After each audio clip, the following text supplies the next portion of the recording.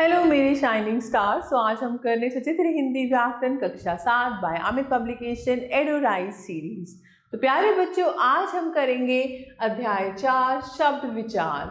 बच्चों, निम्नलिखित वाक्यों को पढ़िए। गगन दौड़ में प्रथम आया। कविता कक्षा 7 की छात्रा है। इन वाक्यों में कुछ शब्द हैं। इन शब्दों का एक निश्चित अर्थ है, इसीलिए इनसे बने वाक्यों के भी अर्थ हैं। प्रथम वाक्य में 5 और दूसरे वाक्य में 6 शब्द हैं। ये सभी शब्द वर्णों से मिलकर बने हैं। तो शब्द क्या हैं? शब्द वर्णों के मेल से बनते हैं और वर्णों के मेल से बने वही शब्द कहलाते हैं जिनका कोई अर्थ होता है। इन दोनों वाक्यों के सभी शब्दों के अर्थ हैं, इसीलिए ये सभी शब्द हैं। इस प्रकार निश्चित अर्थ को प्रकट करने वाले वर्ण समूह को हम शब्द कहते हैं। शब्दों के भेद। शब्दों को 4 वर्गों में बांटा गया है। पहला है स्तोत्र यानी उत्पत्ति के आधार पर, दूसरा रचना के आधार पर, तीसरा है अर्थ के आधार पर और चौथा है हमारा प्रयोग के आधार पर। पहला हम करते हैं स्तोत्र या उत्पत्ति के आधार पर शब्द भेद। हिंदी भाषा में उत्पत्ति के आधार पर शब्दों को 4 वर्गों में बांटा गया है। तत्सम, तद्भव, देशज और विदेशी। तो पहला है तत्सम शब्द। तत् यानी उसके, सम यानी समान, उसके समान, यानी वे शब्द जो संस्कृत भाषा से हिंदी भाषा में बिना किसी बदलाव के यानी मूल रूप में ले लिए गए हैं, तत्सम शब्द कहलाते हैं। जैसे जीवा, क्षेत्र, कार्य, मृत्यु, अग्नि, पुत्र आदि। तद्भव शब्द। तत् यानी उससे, भव यानी होना, यानी जो शब्द संस्कृत भाषा से थोड़े बदलाव के साथ हिंदी में आए हैं वे तद्भव शब्द कहलाते हैं। जैसे अब हम देखते हैं तद्भव, जैसे नया, पांच, पंछी, पत्ता आदि। तो हमारे पास तत्सम भी हैं और तद्भव भी हैं। तो तत्सम शब्द है नव, नया, पंच, पांच, पक्षी, पंछी, पत्र, पत्ता, पुत्र, बेटा, अग्नि, आग, मयूर, मोर, आश्चर्य, अचरज, उच्च, ऊंचा, अंधकार, अंधेरा, मूढ़, मूर्ख, मृत्यु, मौत, अश्रु, आंसू, मिथ्या, झूठ, रात्रि, रात, प्रस्तर, पत्थर, शून्य, सूना, स्वप्न, सपना, स्वर्ण, सोना, श्रावण, सावन, सत्य, सच, शत, सौ, अक्षी, आंख, ज्येष्ठ, जेठ, कार्य, काम, क्षेत्र, खेत, जीवा, जीव, कर्ण, कान, तृण, तिनका, दंत, दांत, मुख, मुंह, दिवस, दिन, दुग्ध, दूध, धैर्य, धीरज। देश शब्द। देश और ज अर्थात देश में जन्मा। जो शब्द देश के विभिन्न भागों में प्रचलित आम बोलचाल की भाषा से हिंदी में आ गए हैं वे देश शब्द कहलाते हैं। जैसे खिड़की, धोती, लोटा, पेटी, बाबा, चुन्नी, पगड़ी, खटिया आदि। आगे है विदेशी शब्द। जो शब्द विदेशियों के संपर्क में आने पर विदेशी भाषा से हिंदी में आए हैं वे शब्द विदेशी शब्द कहलाते हैं। आजकल हिंदी भाषा में अनेक विदेशी शब्दों का प्रयोग किया जाता है। जैसे तुर्की, कैंची, तोप, काबू, तलाश, चाकू, बेगम, बारूद, कुली आदि। अंग्रेजी के pen, pencil, station, car, doctor, bus, refrigerator, school, computer, train, circus, truck, telephone आदि। पुर्तगाली कमरा, कमीज, साबुन, अलमारी, बाल्टी, फालतू, फीता, तौलिया, चाबी आदि। फारसी शब्द हैं हफ्ता, जवान, किनारा, दारोगा, आवारा, काश, बहादुर, जहर, मुफ्त, आराम, जल्दी, खूबसूरत, बीमार, शादी, दवा, बाग आदि।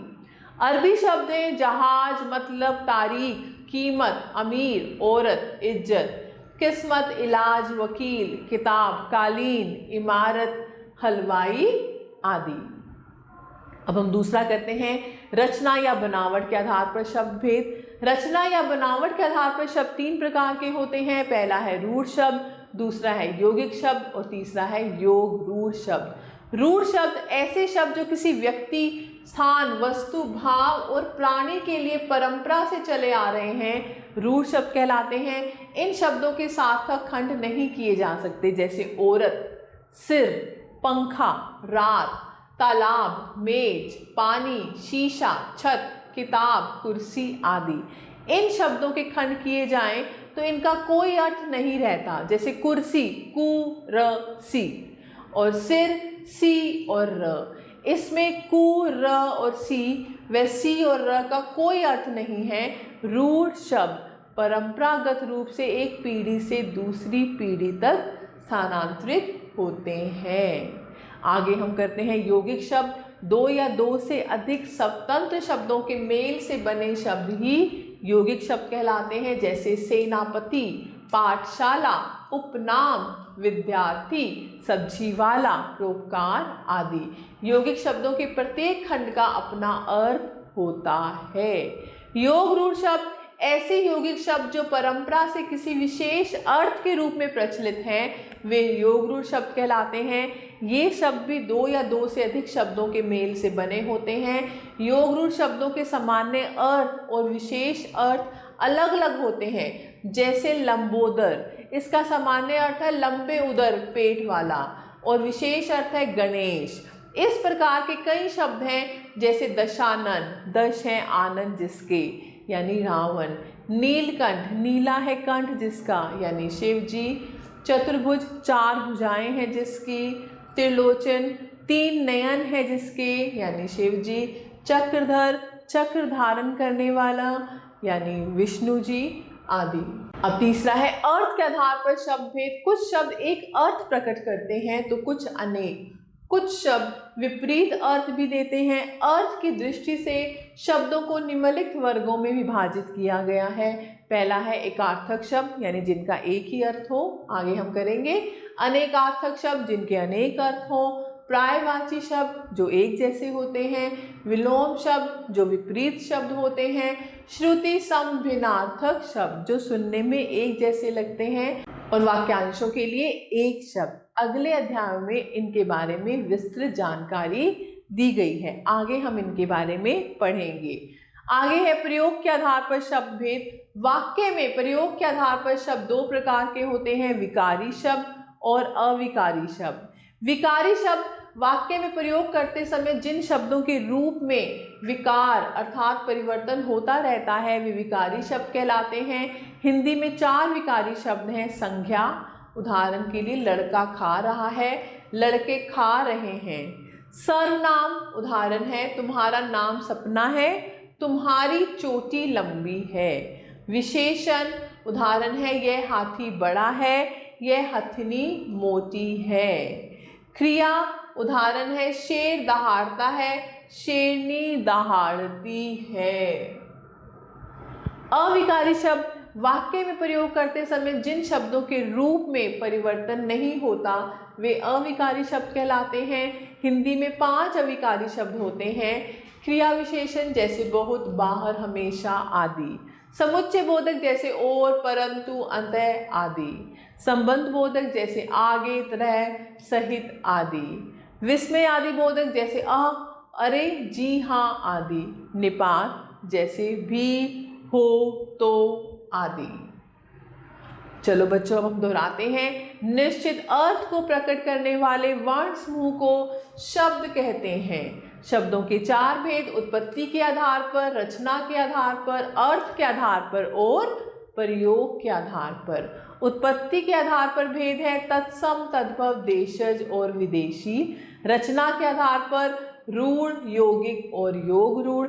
अर्थ के आधार पर एकार्थक, अनेकार्थक, प्रायवाची, विलोम, श्रुति समभिन्नार्थक शब्द और अनेक शब्दों के लिए एक शब्द।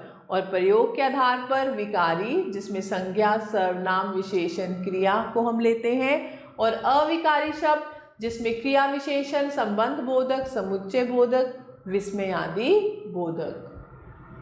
अब आपकी बारी। प्रश्न 1 सही विकल्प चुने। वाक्य में प्रयोग के आधार पर शब्द के कितने भेद हैं? शब्द के 2 भेद हैं, विकारी और अविकारी। रचना के आधार पर शब्द के कितने भेद हैं? रचना के आधार पर शब्द के 3 भेद हैं, रूढ़, यौगिक और योग रूढ़। उत्पत्ति के आधार पर शब्द के कितने भेद हैं? उत्पत्ति के आधार पर शब्द के 4 भेद हैं, तत्सम, तद्भव, देशज और विदेशी। खिचड़ी, मटका, तोंद, खिड़की उत्पत्ति के किस उपभेद के उदाहरण हैं? देशज। प्रश्न 2, निम्नलिखित तद्भव शब्दों के तत्सम रूप लिखो। यानी अब हमें तद्भव शब्द दिए गए हैं, हमें क्या लिखने हैं? उनके तत्सम रूप। जैसे अंधेरा, अंधेरा का क्या होगा? अंधकार, अंधकार। ऊंचा, उच्च, जो संस्कृत के शब्द हैं। 5 यानी पंच, सपना यानी स्वप्न, आग यानी अग्नि। ऐसे ही आंख, आंख का आप लिख सकते हैं। दिन का दिवस, ऐसे ही आप ये बाकी शब्द कर सकते हैं। प्रश्न 3 है, निम्नलिखित शब्द रूढ़ है, यौगिक है या योग रूढ़ है? सोच कर लिखो। जेब कतरा, जेब कतरा है यौगिक। महादेव, महादेव है योग रूढ़। विशेष अर्थ है शिवजी। आकाश है रूढ़। गिरधर, ये भी है एक विशेष अर्थ दर्शाने वाले योग रूढ़। पृष्ठ 4, निम्नलिखित शब्दों को उपयुक्त विदेशी शब्दों के अंतर्गत लिखो। तो आपके पास कुछ शब्द हैं, उसमें से आपने छांट कर लिखना है कि अंग्रेजी है या तुर्की है, पुर्तगाली है, अरबी है या फारसी शब्द हैं। अब प्रश्न 5, निम्नलिखित शब्दों में वाक्य प्रयोग द्वारा अंतर स्पष्ट करो। तो पहला है तप और ताप। तो तप क्या होता है? यानी तपस्या। तो मुनि, भारत के कई ऋषि मुनि हजारों वर्ष तक तप करते आए हैं। ताप, आज बाहर ताप बहुत ज़्यादा है, ताप यानी गर्मी। ऐसे ही पथ और पथ्य आप कर सकते हैं। प्रश्न 6, अपनी पाठ्य पुस्तक में दिए गए पाठों में से तत्सम, तद्भव, देशज, विदेशी, प्रायवाची, विलोम, अनेक शब्दों के लिए एक शब्द, श्रुति समभिनार्थक और अनेकार्थक शब्द छांटकर अपनी पॉकेट डायरी में लिखो और उनके अर्थ अपने शिक्षक, इंटरनेट अथवा शब्दकोश की सहायता से पता करो और अपना शब्द ज्ञान बढ़ाओ। प्रश्न 7, निम्नलिखित प्रश्नों के उत्तर दो। शब्द किसे कहते हैं? उदाहरण देकर समझाओ। तत्सम और तद्भव शब्दों को उदाहरण देकर समझाओ। तत्सम शब्द जो एक जैसे यानी संस्कृत से जैसे के ज्यों के त्यों हिंदी में प्रयोग किए गए हैं वो तत्सम शब्द हैं, जैसे अग्नि, पंच। ऐसे तद्भव शब्द जो संस्कृत के थोड़ा सा बदला हुआ रूप है, संस्कृत भाषा से लिए गए हैं लेकिन थोड़ा सा उनका बदला हुआ रूप है, वो तद्भव शब्द हैं।